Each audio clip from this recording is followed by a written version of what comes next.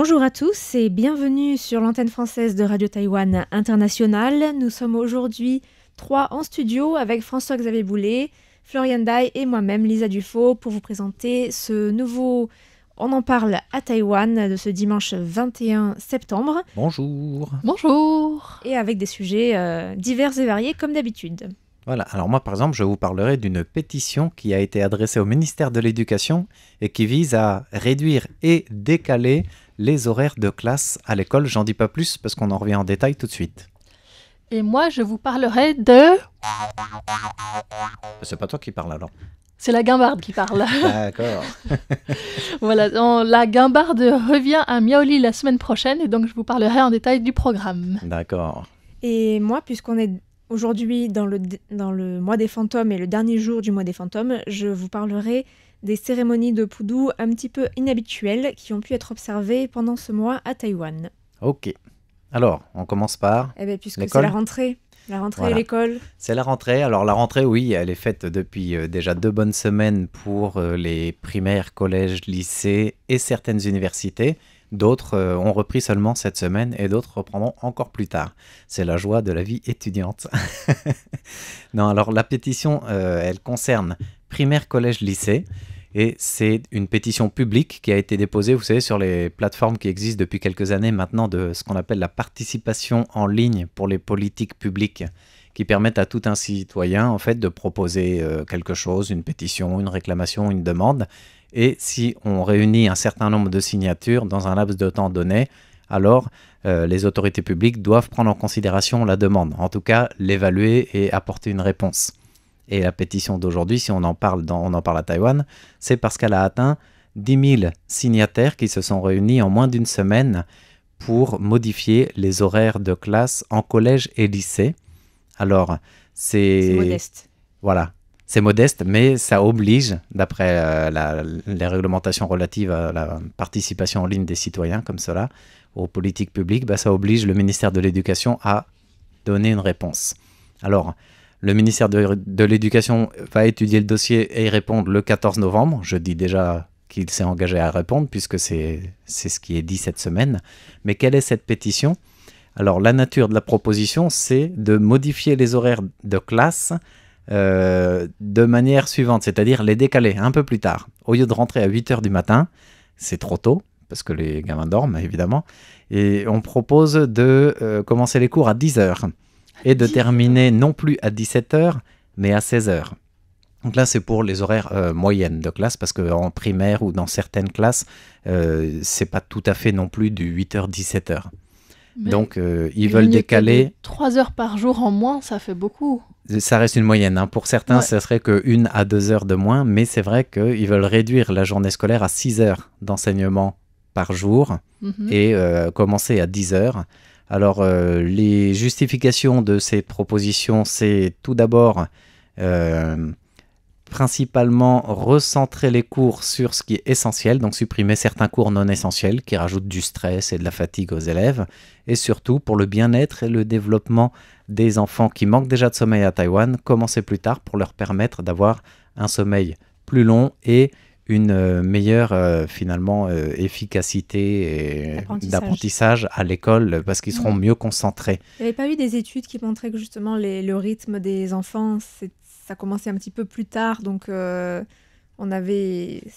pourrait être bénéfique de commencer justement les cours plus tard parce qu'on est plus efficace. Alors justement, là, il y a une étude qui dit l'inverse. C'est le matin, et ça rejoint les profs. C'est le efficace. matin qu'on est plus concentré, que le cerveau Oui, est le plus matin, à même oui, de mais j'avais vu suivre. que c'était pas forcément à 7h du mat, c'était plutôt Alors 7h, vers c'est sûr, 10h, c'est quoi. tôt. Non, là, il conseille de commencer à 8h, Ok. mais de terminer plutôt à 15h au lieu de prolonger jusqu'à 17h les cours. Ok. Et après, avoir des types loisirs, sport, des choses Loisirs, en à plein air. Taïwan, on sait très bien ce qui va advenir, ça va être des Justement, bushiman. il voudrait Et que puis ce des soit pas... compétitions, si c'est de la musique après. Il voudrait que ce soit pas ça, donc il voudrait que ce soit vraiment remettre au goût du jour et développer un peu plus les vrais clubs. Donc club de sport, club de... Bon, ils vont peut-être lecture, qui sait. Musique, tu en parlais. Alors, sans que ça devienne en effet compétition, concours, concert et compagnie. Mais ces cours qui sont non essentiels ou trop diversifiés de culture générale, qui éparpillent les élèves plutôt que de les concentrer sur le curriculum du ministère de l'Éducation, donc du programme de l'Éducation nationale, n'est pas souhaité par les signataires de cette, de cette pétition. Et pourtant, il y a des corps enseignants, donc syndicats des profs, mais aussi des proviseurs, directeurs, je ne sais pas quel est le terme qui correspond le mieux, estiment que la diversification des cours, c'est vraiment un plus dans l'apprentissage des élèves parce que ça rajoute de la connaissance culturelle générale et surtout pour les élèves qui sont pas du tout scolaires, genre maths, chinois toute la journée et anglais, au moins ça leur donne un échappatoire avec peut-être développer une passion ou quelque chose qui développe un intérêt autre qu'un cours à proprement parler fondamental, quoi. Donc, il y a encore les deux points de vue qui se... Pour élargir ses horizons, si tu fais que des maths et du mandarin toute la journée... ce serait ça, quoi, c'est bizarre quand même comme les matières fondamentales. Mais en même temps, si tu réduis, donc pas de si sport, tu réduis pas de les cours, musique, pas de... il y aurait forcément du sport parce que c'est pour le bien-être peut-être aussi moins de d'art, l'enfant. ou tout ce qui Il y aurait moins d'art, de musique, oui, peut-être moins de clubs. C'est important, allez hop. Et du coup, voilà, mais c'est revenir un peu à l'instruction des années la biologie, rétro, on va en limiter Europe, aussi. Voilà, pas trop d'un coup en tout cas. C'est ce que demande cette pétition. Ça ne veut pas dire que ça va se faire, attention. Et la justification phare, c'est surtout améliorer la santé physique, mentale et le sommeil des enfants. Ce à quoi les associations de médecins et même des associations de parents répondent, c'est peut-être plutôt travailler sur le fait que les enfants rentrent plus tôt chez eux, se couchent plus tôt à des heures normales et pas à 1h, 2h du matin comme beaucoup d'enfants taïwanais. Devoirs, par exemple. Et alors faire comme réduire la charge des devoirs à la maison. Ou alors c'est faire aussi comme en une Chine, option. interdire les bouchiban et puis pour faire en sorte que les élèves rentrent vraiment chez eux et se reposent et puis ils font leurs devoirs et ils se couchent et voilà. Et ou alors ils peuvent jouer éventuellement. De manière humoristique, tu as aussi des associations qui veulent lancer une autre pétition sur la même plateforme pour demander à ce que les horaires de travail soient alignés sur les nouveaux horaires d'école pour conduire les enfants à l'école et les récupérer, donc faire du 10-16 heures. Mais c'est un peu avec humour pour montrer que c'est peut-être un peu marché à l'envers, quoi. En tout cas, je trouve que réduire le nombre d'heures, c'est pas forcément une mauvaise idée. Mais je trouve qu'il faut surtout changer le modèle pour que les cours soient moins stressants, en fait. Je pense que c'est surtout le modèle d'examen. Et c'est le consensus de tous les points de vue, que ce soit les parents, les élèves, le corps médical aussi, en tout cas pour la santé physique, mentale des enfants, et même le ministère de l'Éducation, tout le monde revient sur, oui, il y a une critique à faire du système éducatif actuel, il y a des choses à améliorer. Est-ce que c'est faire du 10-16 heures, matériellement réduire 2 à 3 heures de cours par jour, limiter à 6 heures et supprimer certains cours? Sans doute pas la meilleure option, visiblement, d'après les propositions qui sont... D'ailleurs, c'est jugé inconcevable, d'après l'association, enfin le syndical des profs de collège et lycée. Voilà, une proposition inconcevable et sans précédent parce que aucun autre pays au monde n'a ces horaires d'école. Et ça, j'allais dire, c'est à vérifier parce que j'en suis pas sûr, mais bon. Il me semble que et puis surtout, c'est que ça résout pas le problème de fond, quoi. Ouais. Donc le problème de fond, c'est vraiment revoir la manière d'enseigner à Taïwan, enlever peut-être du stress lié aux examens, en tout cas pas d'aspect de compétition ou de concours, mais plutôt une vraie formation plus qu'une simple instruction par la note, quoi. Ah, mais ça va pas être bon pour PISA, hein. Non, puis ça va pas être bon non plus pour tout le système éducatif. Déjà que le ministère de l'Éducation n'arrive pas trop à s'en sortir avec tout ce qu'il faut mettre en œuvre. Et par contre, il y a une contre-proposition que j'ai trouvée intéressante, c'est de s'inspirer des modèles européens, voire même japonais. Donc commencer à 8h, oui, terminer à 15h, mais suivre de 2 heures qui sont vraiment ce qu'on disait tout à l'heure, quoi, des activités de club, mais qui soient libres et sans aucune condition d'examen ni d'entrée. Parce que des fois, tu as certains clubs, il faut un concours d'entrée. Un club de musique, il faut déjà avoir un certain niveau pour accéder à un orchestre ou quelque chose comme ça, quoi. Oui, bon. Donc, mais que ce soit vraiment un club d'éveil pour le bien-être physique des élèves et qui soit pris en charge par l'école obligatoire, au lieu que ce soit justement la porte ouverte à des pushiban qui commencent plus tôt, comme on disait tout à l'heure, quoi. En France, en tout cas, on finit pas à 15h. Hein. Non, mais l'Allemagne, oui, beaucoup. Sûr. Et je pense, oui, des pays du Nord finissent parfois même plus tôt, ou bien n'ont parfois que 4 jours par semaine, avec soit le mercredi, soit le vendredi, après-midi, au moins complètement libre. Oui. Et puis il y a une analyse du bureau de l'éducation de la ville de Taipei qui reprend une étude qui avait été faite, alors je ne sais pas par qui parce que je n'ai pas trouvé la référence, qui proposait déjà de reculer d'1 heure. Alors là, c'était pas de commencer à 10 heures, mais à 9 heures l'école. Que la première heure soit genre études auto-surveillées ou libres si les élèves doivent arriver plus tôt pour une question logistique des parents qui doivent les déposer, etc. à l'école. Mais que le cours officiel ne commence qu'à 9 heures. Et la conclusion, alors il y a apparemment une école pilote qui avait fait ça, c'est que les élèves, ça les encourage peut-être inconsciemment à se coucher plus tard en se disant « Oh, de toute façon, demain, je commence qu'à 9 heures ». Donc c'était un peu l'effet inverse qui était obtenu que ce qui était désiré. Donc sur ce scepticisme, ça n'avait pas été lancé. Alors est-ce que ça va être un argument qui va être relancé pour justement, j'allais dire, ne pas répondre favorablement? La réponse du ministère de l'Éducation arrivera le 14 novembre. En tout cas, c'est intéressant qu'ils prennent le sujet, qu'ils acceptent de l'étudier. Et je pense qu'il y a c'est des surtout qu'ils sont obligés en fait. Oui, mais ils auraient aussi pu donner une réponse très rapidement en disant juste non, c'est inconcevable. Donc s'il y a une étude, je pense qu'il y a des pistes ou voir vraiment pourquoi ils disent ça et plus les raisons derrière et peut-être d'autres stratégies que celles qui sont proposées. Tout à fait. Mais il y a quand même quelque chose à creuser. Ils jouent carte sur table et ils disent clairement il y a des choses à améliorer. Donc est-ce que ça va être l'occasion? C'est vrai que c'est encourageant. Voilà. Voilà. Eh bien, merci Fix. Et puis on va passer au mois des fantômes, car vous savez, c'est le dernier jour aujourd'hui. Oui. Le mois des fantômes. On va refermer les portes du coup. On va refermer les portes. J'espère qu'ils vont tous repartir. On va les inviter à partir. C'est Haoshongdi, les gentils frères. On va les raccompagner. Voilà, donc comme vous le savez, c'est le dernier jour du mois des fantômes. C'est le mois où les esprits errants sont invités à revenir sur Terre pendant un court séjour, pendant lequel on les nourrit avant de les renvoyer dans l'au-delà. Et donc les temples vont organiser des cérémonies pour accueillir ces esprits errants, des cérémonies avec un banquet ou toutes sortes d'aliments pour les nourrir. Et il s'agit des cérémonies du Grand Pudu, Da Pudu en mandarin. Et cette année, les cérémonies de Da Pudu sont un peu inhabituelles. En tout cas, il y en a certaines qui sont inhabituelles et qui ont été organisées au cours de ce mois, même si ce n'est pas la première fois. Donc par exemple, Sasa, vous avez parlé dans un décryptage de la librairie Café, qui est située près d'un ancien centre de détention de Taipei, par où sont passés de nombreux prisonniers politiques pendant la période de la loi martiale. Et cette librairie a organisé un rituel de Pudu avec des offrandes pour les âmes errantes des victimes de la terreur blanche.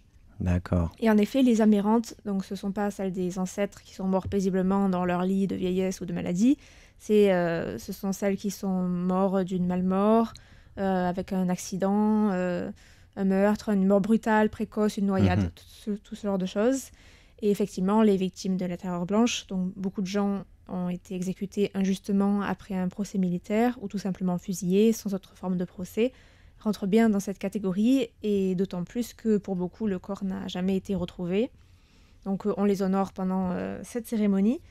Et l'événement avait donc une vraie portée religieuse, mais aussi et surtout une portée politique, puisque la date n'avait pas été laissée au hasard. Ça correspondait en fait le 10 septembre, au moment où la durée de la démocratie taïwanaise a dépassé celle de la loi martiale à Taïwan. Donc c'était l'occasion pour les militants pro-démocratie de rappeler l'histoire et de rappeler à quel point la démocratie est fragile et à quel point il faut en prendre soin, quoi. Ouais, ça fait 38 ans, il me semble, à peu près. Il y a eu 38 ans de loi martiale et après 38 ans de démocratie, depuis la proclamation de la fin de la loi martiale, même si après la démocratie n'est pas parfaite, mais ça se met en place. Elle est en cours, comme dans tous les pays démocrates. Oui, voilà. Et ensuite, autre événement dans un style très différent, j'ai pu lire dans un article du Taipei Times, publié lundi, qu'il y avait eu des offrandes spéciales LGBTQIA+, qui avaient été offertes à Jiayi pendant le week-end dans le cadre d'un rituel organisé par le temple Mingxiong d'Asheye à Jiayi. Donc il me semble que c'était pas une cérémonie à part, mais plutôt un espace avec une table où étaient disposées des offrandes sur le thème du drapeau arc-en-ciel. Et donc ces offrandes ont été amenées là pour rendre les célébrations plus inclusives. Alors ces activités de ce temple, le temple dans la commune de Mingxiong, elles durent 3 jours, du 21e au 23e jour du 7e mois lunaire de chaque année. Et c'est un des plus grands rituels à Taïwan liés au mois des fantômes, avec celui de Qilong et les deux avec les poteaux emplis de graisse. Ah oui. Donc celui de Rangchun et celui de Ilan. Ouais. Donc il faut grimper sur des plateformes en montant sur des poteaux pleins de graisse et attraper des drapeaux. Voilà, j'y suis jamais allée, mais j'aimerais vraiment aller voir ça. C'est très haut. Valentin va faire des vidéos. Valentin avait fait un reportage sur place et il y avait à l'époque, je crois, justement un youtubeur français qui s'était essayé et qui a été récupéré par les pompiers pour la fin de l'histoire. Alors, donc, à Diahi, on fabrique de grandes effigies de Dache, le roi des fantômes, en papier mâché. Et les prêtres vont ensuite chanter des sutras pendant 3 jours pour apaiser les amérantes. Et donc, cette année, l'initiative de faire une table spéciale LGBT venait du Centre de services de santé pour la communauté LGBT de Diahi, qui a dit vouloir faire des offrandes aux âmes de tous les hommes, les femmes et les personnes non-binaires, en proposant donc une rupture avec la séparation des genres traditionnels.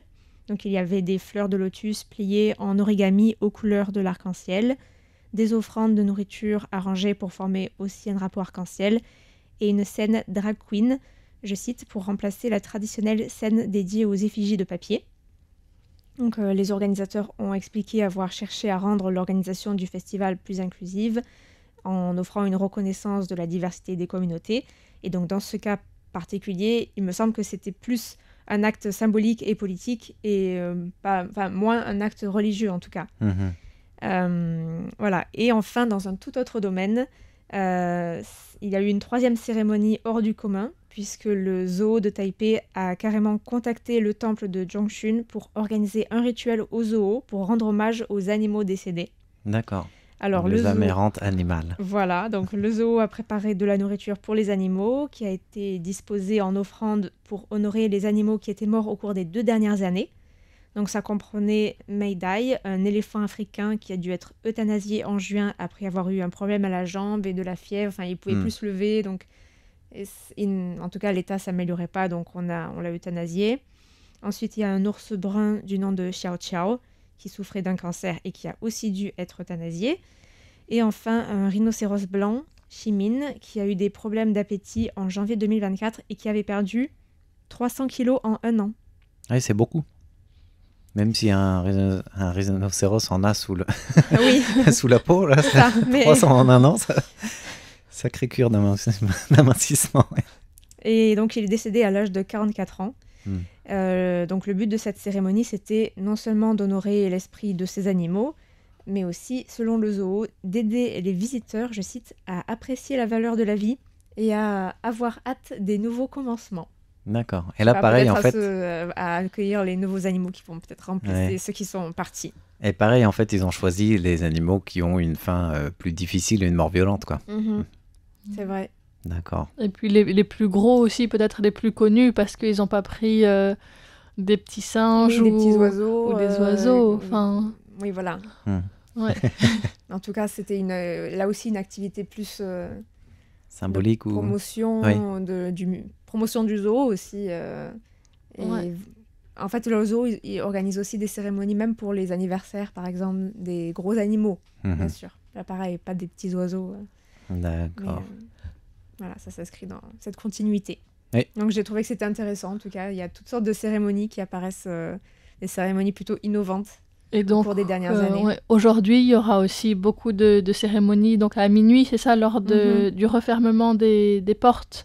C'est essentiellement à Chilong où on ouvre et on ferme la porte des enfers. Les autres lieux ont des cérémonies, mais pas... Il y a des cérémonies pas aussi partout. grandes, quoi. Mais bon, Keelung, c'est vrai que pour le mois des fantômes, c'est un peu the place to be. Mais c'est ce que je veux dire, les cérémonies d'ouverture ou de fermeture, elles sont quand même moins grandioses que les poutous, les fameux banquets que tu as vus qui se multiplient partout, même dans les quartiers en dehors des temples, par exemple, quoi. Merci Lisa pour cette présentation. Moi, je vais vous remmener faire un tour du côté des guimbardes.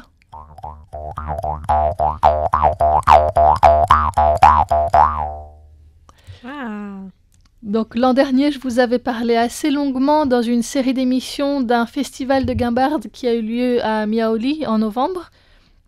Et alors cette année, le festival n'est pas reconduit, ça sera peut-être l'année prochaine ou plus tard, c'est pas encore sûr.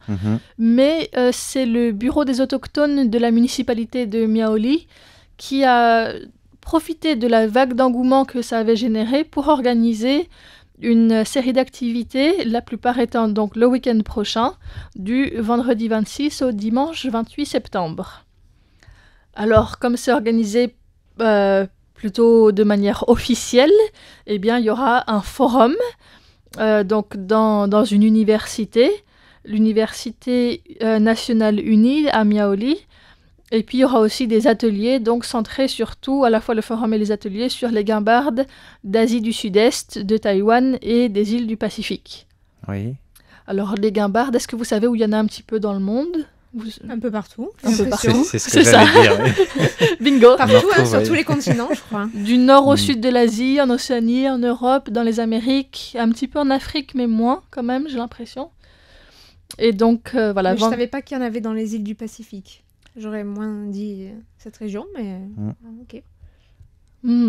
Et donc voilà, donc vendredi 26, il y aura le Forum international de la guimbarde 2025 qui s'appelle Lobo Na Maui, si je prononce bien, en atayal, ou bien la guimbarde sur le bout de la langue, en traduction française, qui aura lieu donc avec 36 experts, musiciens et artisans qui viennent de 6 pays différents pour parler de leurs expériences. Oui, donc c'est assez important comme événement. Donc c'est un instrument parmi les plus anciens et les plus largement présents dans différentes régions du monde. Et le forum sera donc divisé en 4 parties. La première qui portera sur la mémoire culturelle et l'identité ethnique, les significations et rôles sociaux de la guimbarde, avec des intervenants de Malaisie et des autochtones taïwanais des ethnies Atayal et Sédique notamment. La deuxième partie sera centrée sur l'artisanat et les pratiques rituelles, donc depuis la fabrication, le choix du matériau, et puis le jeu, les techniques de jeu, les qualités sonores des différents types de guimbardes, les rythmes, les harmoniques, et puis jusqu'à la transmission des traditions. Donc dans quel cadre en fait est-ce qu'on joue de la guimbarde ? Est-ce que c'est dans la vie quotidienne ? Est-ce que c'est pour des cérémonies, etc. Et donc ça, ce sera animé par des personnes qui viennent d'Indonésie et de Taïwan. Ensuite, la partie suivante permettra de parler d'innovation et de transformation dans les spectacles transculturels, notamment dans la musique contemporaine et les médias numériques, avec l'exemple du Vietnam cette fois-ci, avant de clore sur la préservation, l'apprentissage et les réseaux futurs, notamment en termes de collaboration internationale, donc avec des questions d'archivage, d'études plus académiques, de réseaux de transmission et de partage de savoir, en particulier entre Taïwan et l'Asie du Sud-Est. C'est pas mal comme forum, c'est assez complet du coup. Depuis les origines jusqu'à la documentation, la préservation, l'innovation, c'est voilà, quoi bien revitaliser le truc, quoi. Une journée très très dense, je pense. Et le lendemain, pour se changer un petit peu les idées, eh bien, ça va passer plutôt dans le manuel et la pratique, puisqu'il y aura toute une série d'ateliers avec des maîtres de différentes cultures d'Asie-Pacifique aussi, Indonésie, Malaisie, Vietnam, Philippines et autres. Donc ça sera organisé dans le parc industriel et culturel autochtone Atayal de Miaoli, donc à une vingtaine de kilomètres, je crois, du centre-ville, mais plus dans la montagne. Il faudra gambader pour aller guimbarder. Oui, fixe. Et donc là, c'est pareil, il y a des guimbardes frappées, des guimbardes à cordes, donc où il faut tirer une ficelle, d'autres qu'on active directement avec le doigt.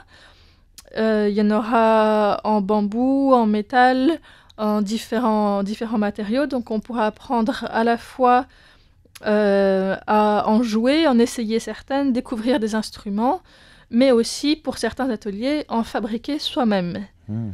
Il y a aussi un atelier de danse vocale de l'île de Bali, donc en Indonésie, et un autre de flûte nasale de Malaisie. Donc, comme vous voyez, c'est tout un monde qui s'ouvre là. Les inscriptions sont ouvertes. À l'heure de l'enregistrement de cette émission, 2 des 8 ateliers sont complets. Mais si vous êtes dans la région et que ça vous intéresse, il est encore temps d'y aller. Donc je mettrai les liens vers l'inscription à la fois pour le forum et pour les ateliers. Ce sont lesquels qui sont complets ? Flûte nasale de Malaisie et un autre d'instrument aussi de Malaisie. D'accord. Et en fait, il y a 8 ateliers, mais chacun dure 4 heures, donc il faut choisir. En fait, c'est un le matin et un l'après-midi. Ce sont des vrais ateliers. Et chaque atelier coûte entre 200 et 300 $ taïwanais, donc c'est vraiment... c'est une dizaine d'euros, c'est très très abordable. Pour la qualité de ce que c'est vraiment... allez-y si vous pouvez et si ça vous intéresse, vraiment. Moi, je me suis inscrite, mais cette fois-ci, je dirais pas en tant que journaliste, mais en participante. Donc, promis, ce ne sera pas suivi par 2 mois d'émissions monothématiques sur les guimbardes. Même si, en fait, c'est un monde tellement riche que j'ai juste l'impression de commencer à gratter la surface de tout ça. Il y aura encore beaucoup à dire. Mais voilà, il se passe beaucoup d'autres choses aussi à Taïwan. Ah, et par contre, avant de finir, je voulais aussi vous parler d'une exposition qui a lieu, donc en parallèle de tous ces événements-là, depuis la fin du mois d'août, qui est encore visible jusqu'au 28 octobre. Donc une exposition de guimbardes du monde entier qui est au musée Atayal, aussi situé dans le village Tai An, qui est visible tous les jours sauf le lundi. C'est pas loin de là où tu vas ? C'est ça, c'est dans la même région, c'est aussi à Miaoli. Et donc il y a une collection de guimbardes du monde de 26 pays différents. Oh, c'est une belle collection. Ouais, notamment Malaisie, Vietnam, Indonésie, Philippines, Japon aussi, Inde. Mais en Europe, il y a des guimbardes qui viennent de Hongrie, d'Australie, d'Italie, d'Allemagne, de Norvège, de France, de Slovaquie, d'Estonie, mais aussi de Chine, de Mongolie. Enfin voilà, donc c'est vraiment mondial, comme Lisa disait. Ouais. D'accord, eh bien, il nous reste un petit peu plus d'une minute. Peut-être que tu peux nous faire une démonstration. Je crois que tu as 2 instruments en musique devant toi. Oui, alors le premier que je vais vous présenter, c'est une guimbarde en bambou, une guimbarde cambodgienne, dont vous pouvez retrouver sur YouTube la vidéo de fabrication par le même maître qui avait fabriqué, qui nous avait montré ça au festival l'année dernière. Donc il en avait fait pour beaucoup de participants du festival. Vas-y, et donc voici à quoi ça ressemble.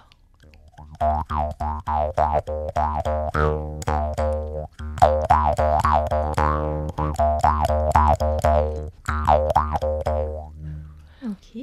Donc en fait, c'est une seule pièce de bambou avec une languette qui vibre et la bouche sert de caisse de résonance.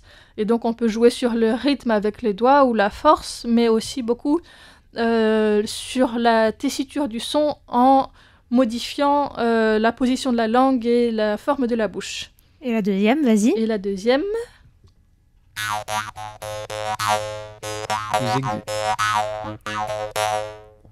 Ça, c'est effectivement une guimbarde en laiton qui vient du Vietnam, donc qui a un son beaucoup plus brillant, qui se pose aussi sur les lèvres comme l'autre. Voilà, alors qu'il y en a d'autres qui se posent directement sur les dents entrouvertes, qui sont souvent en métal. Mais c'est tout un monde, je vous renverrai vers les émissions de l'année dernière, et je vous invite à y aller si vous pouvez pour tous ces événements le week-end prochain. Voilà, merci beaucoup. Merci, et puis on arrive déjà à la fin de cet épisode de On en parle à Taïwan, donc on vous dit à la semaine prochaine. À la semaine prochaine.